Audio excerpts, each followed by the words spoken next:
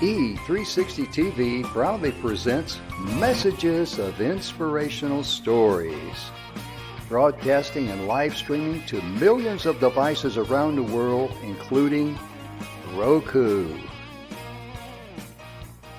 and live streaming to Facebook Live. Also on Amazon Fire TV and to Twitch. Also Android TV and Periscope.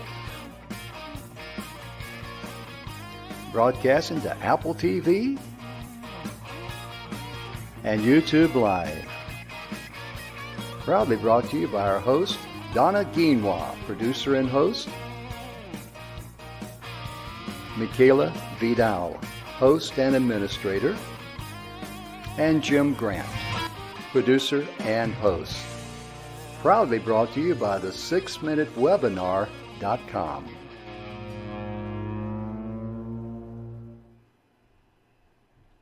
Good afternoon, everybody. Welcome to the Messages of Inspirational Stories. Jim, it's Tuesday. I am so excited about this week, Origins and Meanings of Old World Sayings. It's a show that Donna and I have been wanting to do for at least 5 or 6 minutes, and for some time, really. And I tell you, because mind your own beeswax, Jim. There you go. Because all of us use expressions and things, and we know what they mean, but how did they come about? You know, right? Like yesterday, look a gift horse in the mouth. You know, it's right. Just, and how all that came into play. And you know, Donna, today, I got to tell you what the national day is today. Today is the National Day to be humble. This is the National Be Humble Day. Imagine that. Okay. I think we all could, recognize and appreciate and practice more of that, wouldn't you say? I would agree 100%. And today is also... In fact, I humbly agree. Yeah. And she's unanimous in that humbleness. But what's really amazing too, today is also the sweet potato day. Oh my goodness gracious, Donna! I love sweet potatoes. Oh yeah, my wife makes a sweet potato pie, and just between me and you, I prefer the sweet potato pie more so than the traditional pumpkin pie. Nice. Oh yeah, and Donna, we're going to be closing up early today. You know why? Do tell. Today is National Margarita Day. Jim wants to get his margarita on, folks. There you go. Yeah. I tell you. Yeah. Get a head start anyway. Right. It's also a National Walking the Dog Day. I mean, I got a national day for everything, Right. And another thing, it's Single Tasking Day. This would be a great day for all of us to focus on. Today, I'm going to get this one task that I've been putting off or I've been coming back to that's been gnawing at me. Today, I'm going to do it. And since it's 4 p.m. Eastern time, you may not have much time today, but you can definitely put that on your agenda for tomorrow. Right. And of course, World Spade Day, they recognize that for your pets and stuff. And then this one here, Donna, was kind of weird. Today is the National Day for World Thinking. And I kind of thought we did that every day. Well, they sent me an email and told me not to worry about it today. Don't think about it, Jim. That's right. Don't want to strain my brain. My goodness, yesterday was a wonderful day. We kicked off this week of the origins and meanings of some of the old world sayings that's been passed down for generations. Eons and eons. Yeah. Yep. One of the ones I love that I grew up with my folks saying is, well, I guess it just depends on whose ox gets gored first. Yeah. Or if you make your bed hard, you got to lay in it. Right. Right. Oh my goodness. But one of the old world sayings I want to kick off with, and some of you might be familiar with this one here. What's the matter? Cat got your tongue? Right. We all know what that means, right? Right? But where did it come from? What's its origin? And Mm-hmm. this, of course, we know this is an expression used when someone is silent. But they say there are two possible origins of that expression. The cat's got your tongue. According to one, it came from the cat of nine tails, which is another word for a whip used by the Navy for punishment, while the second origin says it came from Egypt, where liars' tongues were cut and fed to the dogs.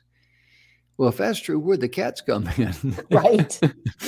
Right? Well, either way, the origin of expression does not sound funny at all, but it is here to stay Mm-hmm. because everybody's heard it. I Yep. think just about everybody's used it, especially when as a parent, this is one of the things, Donna, you'll get a kick out of because I know you've done it too. You ask your child a question that you already know the answer to. And the reason you do it is because you want them to look down and look at their shoes. Right? Or, yeah, the whole guilty look, Oh, yeah. the whole Oh, guilt. yeah. Yeah. Mm-hmm. Because they do not have a poker face at that age. Nope, nope. So, how about this one, Jim? Okay. Mad as a hatter. Oh, yeah. Okay, so very Yeah. interesting. So, we pretty much all have heard that, Hmm. and everyone knows. Well, they're crazy. But what it originally came from, which is interesting, is the effect of mercury exposure used in the manufacture of felt hats led to mercury poisoning, which is one of the symptoms is insanity. Mad as a hatter, Mm. Wow. Wow. right? That is amazing, isn't it? Really is. As mad as a hatter. Goodness. And the one right, I'm going to bring up another one there. It says, barking up the wrong tree.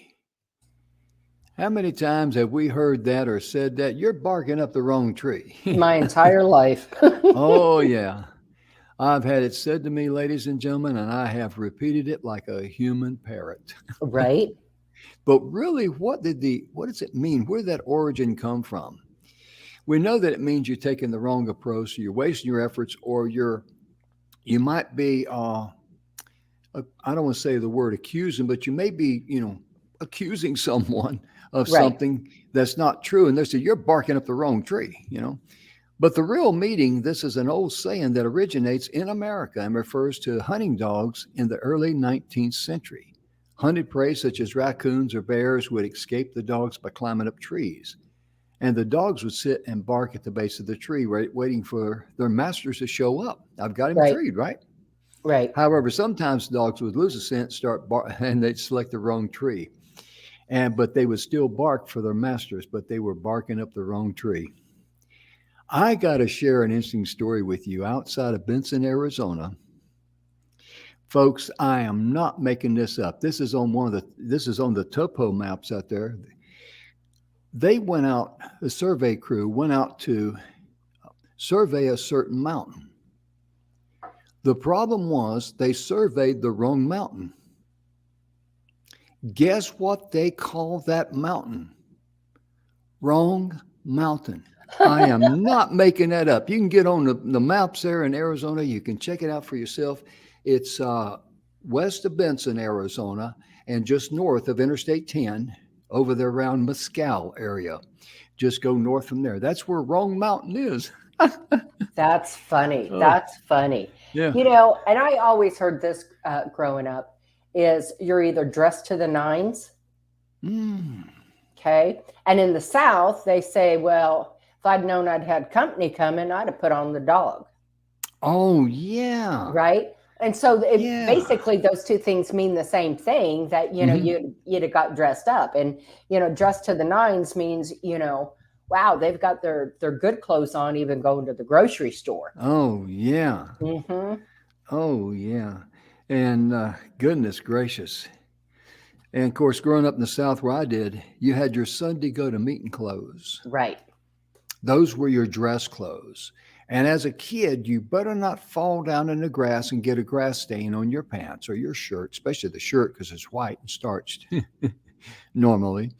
Right. And because otherwise you'll be in for a little tail tanning, I might say, because they take that kind of stuff seriously back there. Hmm. Because clothes, looking nice, and dressing Being up, presentable. yeah. And I joke about that today because sometimes I'm getting ready and I'll tell Donna or something like that, well, I got to have time to make myself look presentable. Well, Jim, you got to always put your best foot forward. That's right. Yeah.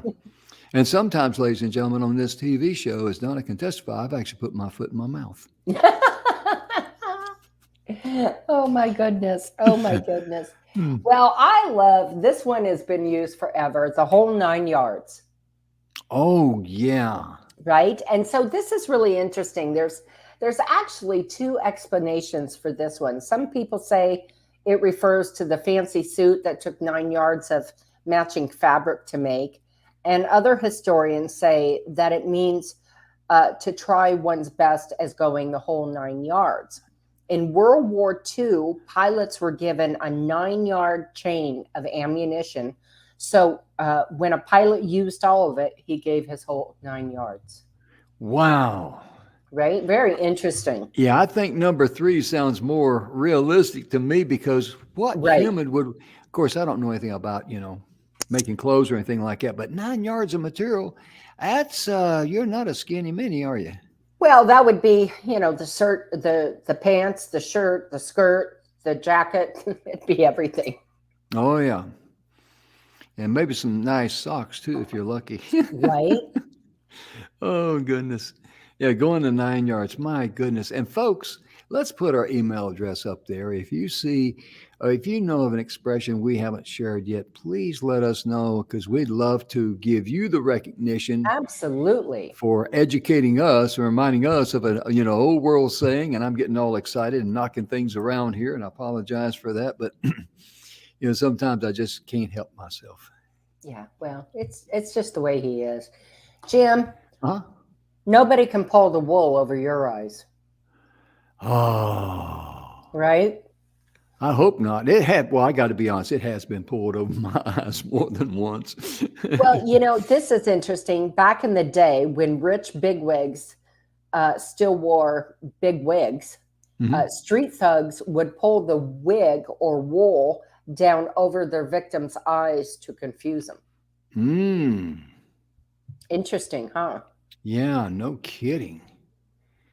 No kidding. That is amazing.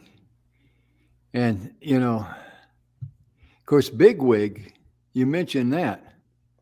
You know what that means, don't you? We talk about someone, oh, that's Mr. or Mr. Bigwig or someone like Bigwig. that. You're talking about one of the chief executive officers, the boss, the owner, whatever. Very Right, the upper important person. echelon. Yeah. But the real meaning is one of those old sayings that it's literal in origin. In the 18th century, the important figures within the political system, they would wear the biggest wigs. Right. And it was amazing. I didn't realize men wore wigs back then for many, many, many years, but they did. It was like wearing a hat to them. Yeah, it had to be itchy and scratchy. That's all I Oh, can yeah. say. And hot too. Of course, Oh my Lord. especially in the summer. Wintertime, it'd be like, be okay, but I Right? guess if you go bald, that's before they had staplers, You'd want to be a big wig and have that thing all around you so it couldn't go east, west, north, or south. Well, and if I recall my history, they wore it in public when they were, if they were on, say, a judge or something of that nature, Yes. a lawyer, they wore it in public. Yeah, officially. But they didn't wear it at home per Uh-uh. se. No. But no. if they went out for an evening with their wife or family, they would wear it. Mm-hmm. It was prestige there. Right. It was also all about, look at me, I've got a wig. Yeah. Look at me, I'm somebody, Right. It's kind of like in the olden days, the color purple was very, very popular with the rich back in the old days. I'm talking about in Romans and Right. people like that because it came from the ocean from a certain fish or a certain clam. And to harvest it was very, very expensive, very time consuming. So only the rich could afford purple. So if they wore purple clothes, you know, it's kind of like if someone pulls up beside you in a Bentley, they're not working down at a convenience store somewhere. Right, right. They're not working at the factory. That's right. They're not sweeping the floor or, anything like that. The factory's working for them. That's right. Factories are working for them. Right, right. So I've always loved this one. And of course, I grew up on just about every one of these sayings is mind your P's and Q's. Oh, So, goodness. when I grew up, that means, when my folks said that to me, it meant, you better watch yourself. You're getting out of line, little girl. Mhm. Right. But it actually goes back to days of pints and quarts and how many you consumed in the tavern. Hmm. Mind That's your right. P's and Q's so you didn't get inebriated. Didn't get what? Drunker than a skunk, Jim. Thank you for that. One? Drunker than Cooter Brown. Oh, goodness. Poor Cooter. Right? I guess he was a town drunk. Right. Who was Cooter Brown? Lay it on us. Right. I don't know. I'd have to look it up. Oh, I don't okay. know, but I grew up with that saying. Oh my God, they're drunker than Cooter Brown. Oh, yeah. And where did the saying come from? The walls too have ears. The walls have Right. ears, And I always thought, well, I know what it means, to some degree. It's Right. eavesdropping and course. thin walls, but looking up the origin of it, apparently in France, a network of voice penetrable tubes was used in the Louvre Palace to listen to the conversations happening in different rooms. Oh. Some people even say that this is the secret method of Queen Catherine to get the political secrets. Imagine that. Interesting. Having, Interesting.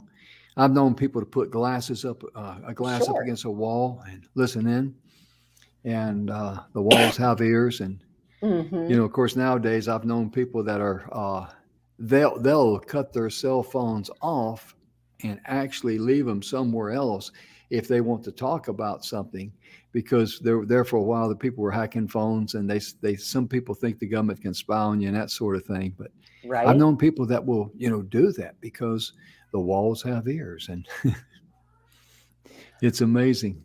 What So about this one? Oh, I'm okay, sorry. Go ahead. I'm just going to say there's a lesson to be learned from that. And that is, when you're saying something in private with someone, make sure it's still a positive thing, Right. not a negative thing or gossiping thing to hurt someone. Right. Because remember now, this is National Humble Day, and I'm going to be real humble here. Well, I love this one. Okay. Scuttlebutt. Right. So, Yeah. how we grew up, and I can say this for Jim too, the scuttlebutt was gossip. What was going on? Oh, What was new? Right. yeah. But Give me the actually, details. right, exactly. Basically, who's gossiping about who. But this is what's really interesting. A scuttlebutt was similar to a water fountain and was where a ship's crew would get their drinking water. Sailors would gather around the scuttlebutt to hear the latest gossip, just like office employees today who convene around the water cooler and swap stories. Oh, wow. That's neat. That's neat. Right? Now we know the origin, and now we know the rest of the story. Oh, yeah. When you were talking about that, it reminded me of that Don Henley song. What was it? Dirty News or something like it? Dirty Laundry. Dirty Laundry. Dirty laundry. Yeah. The bubblehead bleach blonde comes on at 5. She can tell you about the plane crash with a gleam in her eye. Give us dirty laundry. We love it, And I mean, it's just the way we're wired too. We're all fall prey to that because, Donna, I tell you right now, if someone says, "Hey, Jim, guess what?" And I'm all ears, because I want to Right. hear just what. Don't we all, well, I mean, it's not terrible if it's just us, but them other people, that's horrible. Nice, Jim. Nice. Absolutely despicable. Right. So, as you can see, folks, that although it's National Humble Day, Yeah. Jim just flunked. It's not the first time I flunked, I'll tell you Okay. that. And it I won't got be a the perfect last. record in that regard. It will not be the last. Yeah, yeah. I'm batting 1,000, folks. So Yeah. I'm scoring for the home team. Right? Oh my goodness. Oh my Goodness, goodness. goodness, yes. So tell us another one, Donna. How about this? Kick the bucket, Oh yeah, right? So, yeah, kick the bucket growing up always meant, somebody died. They kicked the yeah. bucket, right? Hmm. An animal, a person, whatever. Hmm. But what it really meant, the expression comes from the practice of placing a bucket underneath a cow when positioning it on the pulley to be killed at the slaughterhouse. Often, when the ropes were adjusted, the cow's legs would kick out and knock over the bucket before it was killed. Mm, mm, mm. My goodness, that's amazing. Right. It really is. So, I mean, these origins, like I grew up, I know you grew up with them, but I didn't know half of where they came from. Yeah. Well, a dead ringer. Oh, yeah. That's another good one. Hmm. And the real meaning, it comes from the 19th century. U.S. horse racers would substitute a horse that was faster or slower than the original racing horse to con the bookies. The horse looked exactly like the substitute horse and was called a ringer. Now, I've also heard a myth or a legend that in the graveyard, this is a little grotesque here, but in the graveyard, some people were buried alive. Ooh, I mean, they were in a comatose state and people thought they were dead. And so they would put a string there and it would go up to a bell. And in case they woke up and wanted to get out of that coffin, they'd ring the bell. That's wow. an urban legend, but it has lived down through the passage of time. When people talk about the dead ringer, that's what they think of. And I mean, I've never heard that growing up, but I mean, when I read that, I said, you got to be kidding me. But it mainly Right? came from old England, you know, over in the old country. And that would not be good, would it? No, Wake up no, dead, huh? no. How about this one? All right. Don't get your feathers ruffled, Oh, yeah. right? Because, and I don't know the exact origin of it, but I can almost say for certain it's when, chickens would get another chicken or they're defending their area and they, puff up and squawk. Hmm. And because they're, somebody's coming in their space. And so, that's what it always meant. Don't get all upset. Don't get your feathers ruffled. Hmm. You're exactly right. You're exactly right. And we've all heard we've all heard the phrase that people will, they act like they were crying, but those were just crocodile tears. So where did that old saying come from? And Right. we know it's a very insincere display of grief, trying to fool someone that you're Right. really, suffering. But it comes from an old world belief that is 100% wrong, that a crocodile would weep after it killed and ate a man. Oh, wow. Oh yeah, yeah. That's where that term comes from, the crocodile tears. And truth be known, if someone did see that, you can rest assured probably some irritant may have gotten the crocodile's eyes or something. But a crocodile does not have that kind of morals because that thing will eat anything Right. and sleep good. With a full belly. Oh yeah. With Oh a yeah. full belly. Um, how about this one? Okay. Have we talked about a baker's dozen yet? Yes, ma'am, we did. We covered that Did we? yesterday. I Yeah. can't remember. We've got so Well, many. you know what? It's so good we'll cover it again because someone Okay. out there may not have heard about it. But in the old days, I don't remember when it came about, but some bakers they were supposed to bake 12 loaves of bread, and they should be a certain weight. Well, some of the Right. bakers' loaves would not be up to standard, and so rather than face punishment and ridicule from the public, they would actually add an extra loaf to make sure that their bread was up to standard and maybe more. So that's why they call it a baker's Mhm. dozen. Right? Mhm. Okay, how about this one? Okay. Beat around the bush. Ah, yeah, we all know what that means. My dad used Right? to tell me that, and I'm trying to wiggle my way out of a story. Avoid saying what you mean because it's usually uncomfortable. A Yep. little bit of a white lie. Oh, my case, a lot of a white lie. But Right? it's just amazing how, you know, your dad would say, "Quit beating around the bush." Right? Oh my goodness gracious! And I'll tell you another one. Uh, some of the, when kids are kids, they'll take things and they'll get caught. Mm-hmm. Do you remember the expression on it? They were caught how? Red-handed. Red-handed. What in the world does that mean? We know that they got, caught. Right? That's it. But it goes back into the 15th century Scotland. Being caught red-handed refers to committing a crime that leaves you with blood on your hands. Ooh. Ooh, yeah. That would be a That'd be a telltale little, sign that you were involved in a crime, wouldn't it? Blood on your certainly hands or your would. clothes. Yeah. So what about low man on the totem pole, Jim? Hmm. Yeah. Okay. Meaning someone who's just joined a company, who's at the lowest rank Yeah. and of least importance. Mhm. Um, the problem with this saying is that it's baseless in terms of one person on top of an actual totem pole Oh, being the yeah. most important. Mhm. In fact, the lowest person on the totem pole is actually the most important. Yeah. Because They the rest of hold them it would up, come down. Yeah. right? They're holding it up. Yeah. They're The holding human it up, pyramid. Yeah. right? Kind of interesting. Yeah, it really is. But it's interesting how we use these expressions all the time, and we understand what they mean today. But when you hear some of the origins of where they came from, you got to be like, "You kidding me?"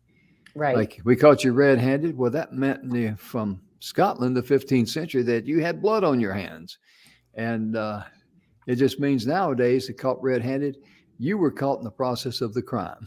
Right. Right. So, How, what about this one, Jim? It's a dog eat dog world. oh man. Oldie but a goodie. Yes, yes, yes. We Okay. all know what that means. Where in the world did that come from, Donna? Well, check this out. So we know it means it's, ruthless out there in competition. Hmm. But the phrase actually contradicts an old Latin proverb. And I don't speak Latin, folks, so I am not even going to attempt that. But it literally translates to dog will not eat dog. Dogs do not eat dogs. And if Hmm. they did, it would be a sign that the world is really messed up. Oh, yeah, because as much hate and venom that's going on in this world today, my goodness, can you imagine what a wonderful world it would be if everyone did have the heart, the love Mhm. for each other the way dogs love their family members? You My know, it goodness was gracious. Go ahead. funny. This morning, I was sitting out back having my coffee, which I usually do Mhm. every single day. And there was a truck going down the alley. It was pretty early. And my dog was inside, and my husband was still asleep. And man, he's barking at the door. Well, the truck had pretty much already gone by.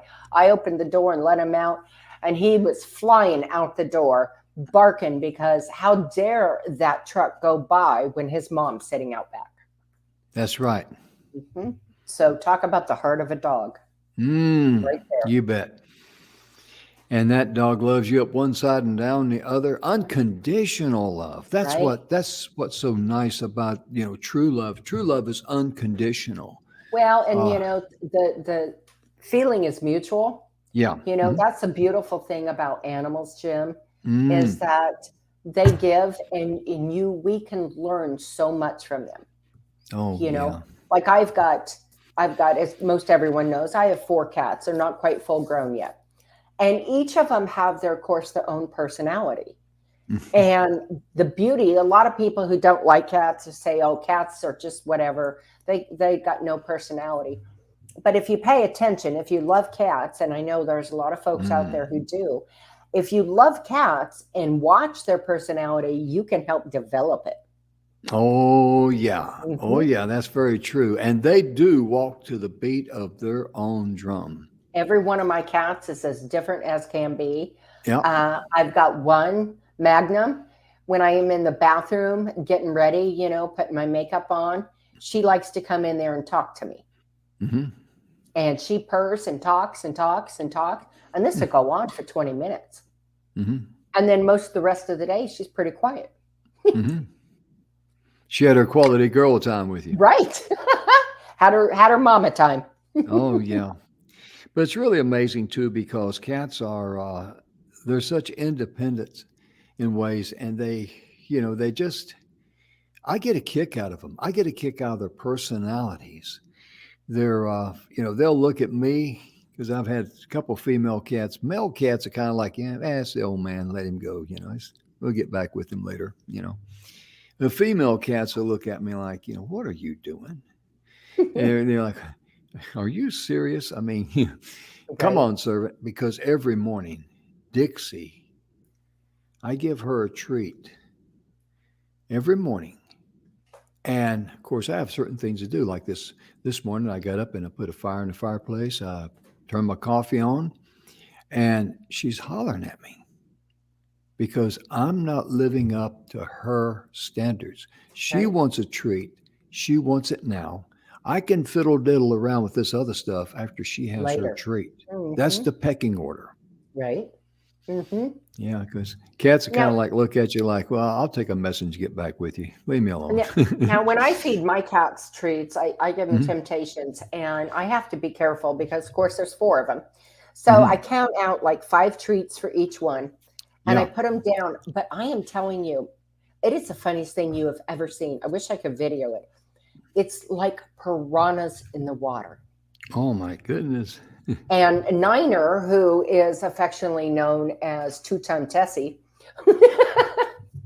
because she's a thick girl. She is just crazy. She'll go to grab the treats and put her claws out, and she'll nail, and she sucks them down like a Hoover. I mean, they all do, but it's almost scary to do it by yourself. Yeah.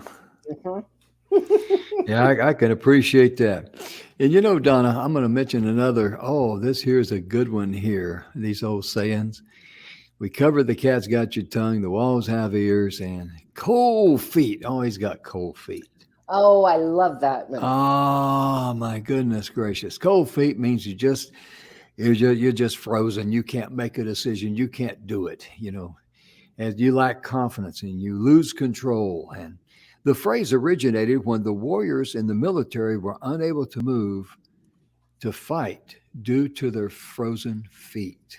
Oh man. Mhm. When I read that, it reminded me when we were in Germany. I was on Forger 1 back in 1969, January and February. They had us sleeping in tents with snow on the ground, a little town over there in the eastern part of West Germany called Grafenwehr. And Donna, I'm telling you, sleeping in tents at night, working during the day with snow on the ground, it overcast, the wind blowing, it is 100% Ooh, miserable. ooh. And I tell people this, share this here with you while Donna's getting her thoughts there. Uh, One morning we got up and we're standing around this 55-gallon drum where we, got some wood and we got a fire going and we're drinking coffee, just trying to get some kind of warmth. Any kind of warmth, even though it's going to last for just a few seconds, is priceless. And all of a sudden, the sun started to break through the overcast. And of course, back in 1969, I'm talking January and February 69 time frame, it was cool to talk like, a doper. That Right. was the phrase. Hey, wow, man, what's that? Gee, man, Groovy. I don't know. Yeah, groovy. All that good stuff. And did someone leave the porch light on, man? Or is that Jesus coming? But this one guy made a comment I've never forgotten. I don't remember who he was, but he made a comment that just stuck and it cracked us up. He says, you know what, guys? He's looking up the sun. We're all looking at him. He says, I think I understand now why the Aztecs were sun worshipers. And we like to die laughing. We're spilling coffee all over our boots, shaking with laughter because it was hilarious. It was one of those kind of laughs, ladies and gentlemen, that we needed. Hmm. You needed for morale, for Yes. camaraderie, kind of get you out of that funk at the time. Oh yeah, because when you're down, find something in your life to laugh about. Could Hmm. it be something funny that one of maybe your pets did, or something funny that you've done? But laughter is a tremendous. It helps unload the barriers that you feel in your life. Releases the endorphins, which are the goodies, the ones that make Mm, us feel good. what Hmm. Donna said, what she said. Well, She I said, love. I'm sorry. Go ahead. I was just going to say what she said was much better than me, but I love this one, and I grew up with this too. My folks, okay. oh my gosh, they said it to me all the time.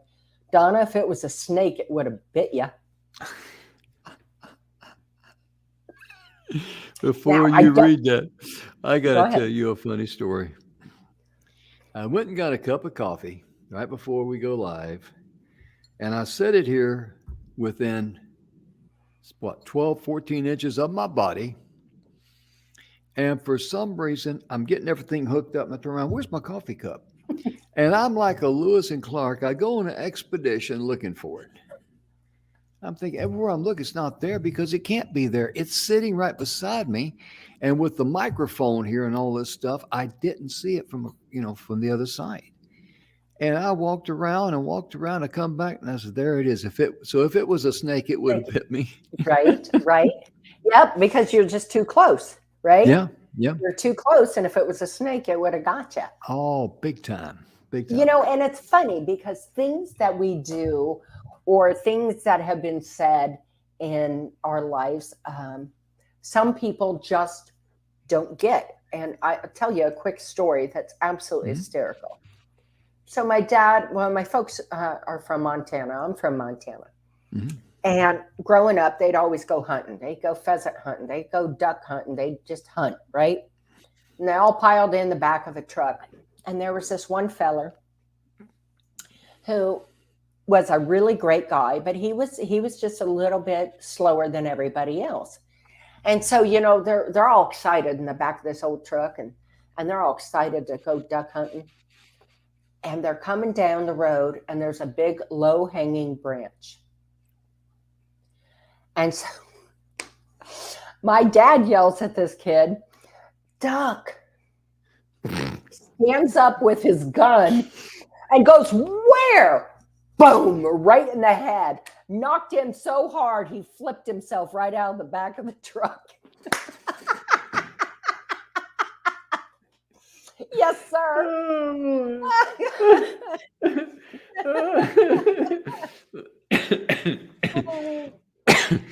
When your dad hollered duck, I knew where that freight train was Right, going. right. Oh my gosh. Oh I my mean, bless gosh. his heart. I mean, the poor guy could have got seriously hurt. It's not funny, I but know. ladies and gentlemen, just between us, it's hilarious. Oh Oh, goodness. Yeah, I guess he oh, was okay. He had a bit of a lump on his forehead, but oh, yeah. Poor guy. Poor guy. Oh my goodness. Okay, I've got one. All right. You can't have your cake and eat it too. Mm. Okay. So now the interesting thing is that this expression, Jim, is over 450 years old, Wow, that's older than me. only by about 2 years. But why does this phrase puzzle people? Some get confused because they don't understand why you can't do both things. That Mm-hmm. is, why can't they have their cake and eat it too? You're talking To about better teenagers now. to better understand the phrase, try switching words have and eat so that it says you can't eat your cake and have it too. Mm. Interesting. Yeah, it really is. It's So amazing how. basically, you can't do both things because you're contradicting yourself. Oh, yeah. Yeah, that's interesting because you switch the words around. It means, yeah, that was neat. Mhm. I never thought about that. That's amazing, Donna. And ladies and gentlemen, this is why we wanted to do this show because we talked about these funny sayings and all that, And and we we say just, them. Yeah, and we said we got to do it. We got to right? do it. Well, we got to do this. Okay, we got to do that. Okay, but we got to do it. And Donna came up with the brilliant idea.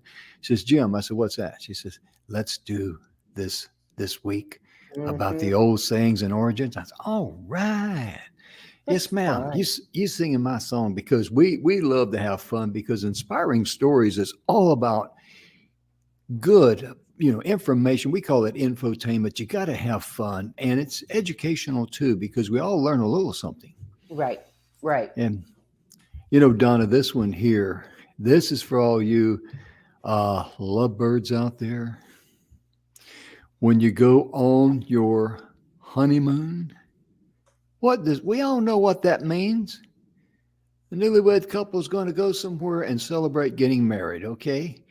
But the word honeymoon, where did it come from? I have no idea, Jim. Okay, And I just not too long ago came back from my honeymoon. So that's do right. enlighten me. Okay. Now we're talking about other people here now. In older times, it was a tradition for newlywed couples to drink beverages with honey for a month to stay fertile and lucky so they could have children. Oh, So that's where that come from. interesting. Yeah, because I always honeymoon. I thought about just Okay, so honey for a whole moon cycle of the moon. That's interesting. yeah, yeah. Right.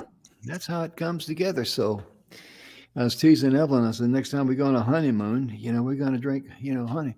She says, I'm not going on a honeymoon with you. I'll go on a trip with you, but not a honeymoon. Uh, how about I, this one? and I told her you just took all the fun out of it. Right? Go ahead. A watch pot never boils. Oh, yeah. This is one of those funny old sayings that leave some people bewildered because they take it literally. Obviously, a watch pot will boil. The Yes. meaning of the phrase is that when we wait for things to happen, in this case, waiting for a pot to boil, Hmm. it can feel like it's taking forever to happen, Oh, yeah. right? Hmm. Absolutely. And, and I find myself saying that when I'm in a hurry in the kitchen and I'm Yeah. wanting something to boil or I'm wanting something to cook. And I'm in the kitchen being impatient, looking at it. And I'm like, watching a pot boil. Hmm. I hear you. I hear you.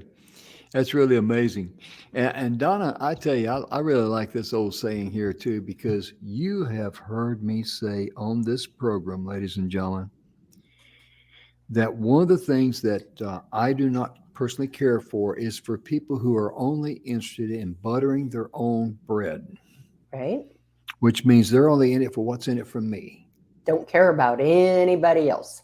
No, and those kind of people just rub me the wrong way. They rub Right? Donna the wrong way, and it's just because they're all self-centered.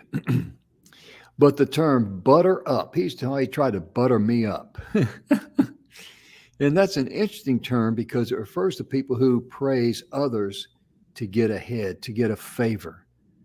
And I use that expression too. That trying to put me together with cheap glue. Hmm. To put you in cheap glue will keep you stuck together long enough till everything happens, then you come apart. Okay. Right. Right. But in ancient times, talking about buttering up people, in ancient times, Indians used to fling bars of butter at their statue gods to seek favor from them. So they'd fling these bars of butter at their statue gods to seek favor from them. So there are some old sayings, and the meaning now, if someone uses them on you, you will know what it means and how to respond to it because when people want to butter you up, you know what they're trying to do. They're trying to find favor from you. They're not interested Right. in sharing their favors or blessings with anybody else. That's the origin of it. Right. And modern day terminology is are sucking up. Yep. Mm-hmm. Modern Yeah. day. Yep. And that's something that's been around forever. People who are like that. Mm-hmm. And they always will be. Unfortunately, Oh they yeah. always will be. So Yeah. I like this one, Jim. Okay. It's always darkest before the dawn, Oh yeah. right? That's true. So, right. So it just really means that things feel worse um, before they take a turn to get better, right? Things are harder, really hard, right before that next breakthrough, right? Things are always darkest before the dawn. It really is. And there's a message in that. If you're going through some hard times and you're struggling and you don't see any light at the end of the tunnel, just keep on, because the Right. bright light is coming. It really is. And Donna and I have said many times how blessed we've been on this TV show working together, and us coming together mainly just it happened. I mean, Right. it just happened. We didn't sit down and It have a was just powwow. We pure, just pure it, accident. yeah, we just migrated together out of pure energy. Mm-hmm. And that is the secret. One of the things that Bill Heinrich talks a lot about in his book, The 7 Levels of Truth. We covered this book, and Bill's website is truelifepurposenow.com. That's truelifepurposenow.com. But when you follow the energy, that's when things come to you. Mm-hmm. This morning, I sent a telegram out to our team, and I told them the energy is pulling us right now quicker than we want to go, or words to that effect. And Donna, that is so true. It is. It is. It's a lot of work. Yeah, it's But time for me to eat my Wheaties, is what she's right. saying. But it's wonderful work, and It is. we are not only blessed and thankful, We're thrilled. but we feel very lucky to be able to share this with so many people. Oh, goodness gracious. And we're going to be able to bless some of our good friends, and they don't even know it. Right. When I say I'm talking about bless, I'm also talking about some dinero in the pockets. Some of that, they talk about cold, hard cash. That's another old saying. What in Right. the world does that mean? Cold? Even when you have money in your hands, does it feel cold or hard, Donna? Coins do, but not paper. Oh, yeah. Yeah, because you can trade the coins in for paper, Right. Right. How about this one, Jim? Bowl in a china closet. Oh. Right. I remember going to my Aunt Ayla's. She was I believe my great aunt in Montana, and she was a spinster. So her house was quite immaculate and lots of pretties. And we were always told before we went in, now you sit, you don't play, and you don't act like a bowl in a china closet. Yeah. Very simple. Don't go in there and make a stupid mistake, tripping or a step and break something. And don't touch anything. Right. There's going to be something to pay. Is it? I believe it's hello without the O. It was tanning my hide. Yeah. And that's another old saying. Yeah. Isn't that the truth? Right. And tanning hides, of course, came from back in the day when they used fur and the leather pelts, and they would tan them. Jim, I don't know how that switched to when you say tanning your hide, meaning you're going to get your butt whipped. I don't know how that happened. Do you? I got to be honest with you. I need to research that. We'll have that answer tomorrow, ladies and gentlemen, because tanning, if your parent says, I'm going to tan your hide, you know exactly what it means. No, that meant that I went and put on an extra pair of underwear. Oh, yeah. We had a kid in school one time. He had a thin book, and he was going to get his butt whooped with the paddle. And he actually put that book in the seat of his pants, and the teacher got mad and ripped that thing, tore the book, pulling it out. And this was a school book. Ooh. Oh, yeah. And I mean, talk about tanning. I think he got his little hide bruised. Ooh. Because those wooden paddles, man, they would hurt. They had holes in them. Yes, I was going to say the holes were about that big around. They didn't want any resistance. Yeah. That'll leave a mark for sure. Yeah, it sure will. Yeah, I'll tell you. That's I got a few of those in my life, and I got to be honest. You know, most of the time when I got them, I had it coming. I'll Don't be honest don't about tell me that. that. That can't be. Oh yeah, I mean, oh boy. And I was always unlucky in school too, Donna, because this one kid, buddy of mine, he would throw a spitball at me, and I got this one good, juicy spitball, and I'm waiting for the teacher to turn her back to write something on the blackboard. And he was looking the other way. I said, "This is beautiful." He didn't see it. She's not going to see me. And I wind up and I give him my old fashioned fastball. And about the time I let that thing go, she turns around and pow, it splatters the side of his face. And Uh-oh. yeah, I understood the tanning of the hide expression, you might say. Right? A little thump therapy. Uh-huh. Uh-huh. Oh But my but let's goodness. but let's go on with another one. We're having too much. Well, we're almost out of time. Let's do one more before we Okay, wrap it up. one more. One for the road. Oh, perfect. I love that one. Since it's National Margarita Day, this is perfect. Yeah, Ties right in, folks. yeah. Go ahead, Jim. I just brought it up. I gotta find it. I mean, one for the road. I didn't even read it. I just saw it earlier, ladies and gentlemen. Let me see if I can find it here. Hey, hang on here. I got a mind like a steel trap. Nothing in, nothing out. But one for the road. Let's see here. Where He's did I doing see that this. at? Where? Da, da, da, da, da. Oh, here we go. Here we go. It means a last drink before departing. Mhm. It is said that in the Middle Ages, when the assailants were taken for execution, they were offered one last drink on their way to the execution point.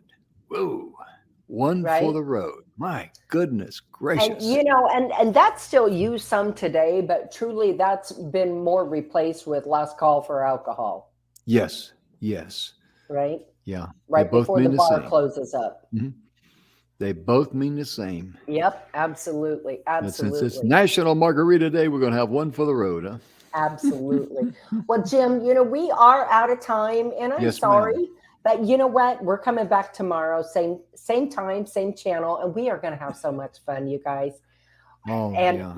we want to thank you, each and Mhm. every one of you, because it is because of you who take time out of your day to watch us. And we know you could be anywhere, and we cannot tell you how grateful we are for each and every one of you. So thank you from the bottom of our heart. Absolutely right, Donna, because of your interest in the show, because you create the numbers, we don't, as Right. far as viewing numbers and all that. And we've been invited, and we're in the process of setting up our applications, our apps for Roku and Amazon Fire TV. Yep. And they would not invite us over there if we were just just a regular I don't want to say a regular show, but if we were not as if it wasn't If, for you, we would not get invited. That's what I'm trying to if say, we Donna. weren't doing as well as we are. That's right. That's right. You're exactly right. Well, Jim is having some difficulty with his internet, folks, but you know, take time to stop and give yourself grace and give others grace in your life. And we wish you the best evening possible. Make sure to love yourself first so you can love others. We'll see you all tomorrow. Bye, folks.